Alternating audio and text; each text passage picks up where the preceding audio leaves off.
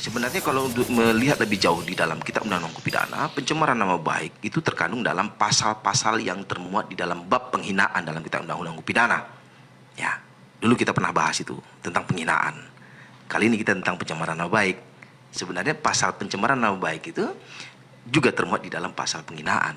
Itu dimulai nanti di pasal 310. Jadi untuk memuat tentang apa yang termuat di dalam Kitab Undang-Undang Hukum Pidana pasal 310 tentang penghinaan itu menyatakan tentang seseorang itu telah melakukan penghinaan atau pencemaran nama baik ketika memenuhi unsurnya. Apa itu unsur-unsurnya? Yaitu dilakukan dengan sengaja.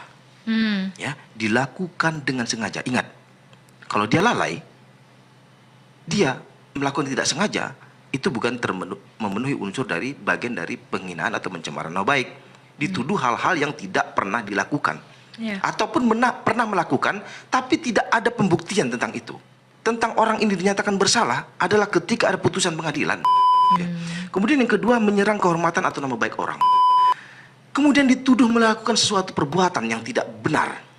Kemudian yang paling penting adalah menyiarkan tuduhan supaya diketahui umum. Kalau tidak termuat tentang bagaimana ada unsur menuduh, berarti tidak terpenuhilah unsur-unsur bagaimana penghinaan atau pencemaran nama baik yang dikandung dalam pasal 310.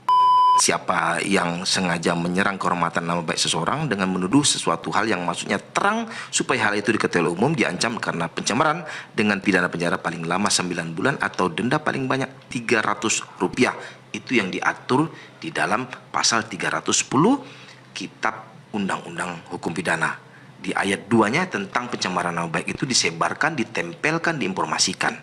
Dia dituduh melakukan perbuatan pidana, apapun itu perbuatan-perbuatan yang dianggapnya pencemaran nama baik, dan dia menganggap dirinya nama baiknya ada. Begitu ya? Ya. Walaupun dia benar melakukan perbuatan pidana itu, tapi kalau tidak bisa dibuktikan atau hal-hal yang dituduhkan membuat namanya terserang, nah ini pasal 311. Siap. Pasal 311 ayat 1, jika yang melakukan kejahatan pencemaran atau pencemaran tertulis dalam hal dibolehkan untuk membuktikan bahwa apa yang dituduhkan itu benar, ya kan? Kemudian tidak membuktikannya dan tuduhan dilakukan bertentangan dengan apa yang diketahui, maka dia diancam karena melakukan fitnah dengan pidana penjara paling lama 4 tahun. Kalau terkait dengan jabatan ini, kita bisa lihat di dalam pasal 317. Di dalam pasal 317 Kitab Undang-Undang Hukum Pidana.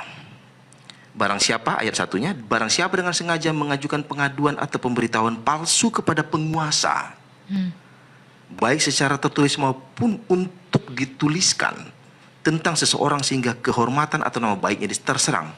Nama baiknya terserang, diancam karena melakukan perbuatan fitnah. Pengaduannya itu dinyatakan fitnah dengan pidana penjara paling lama 4 tahun.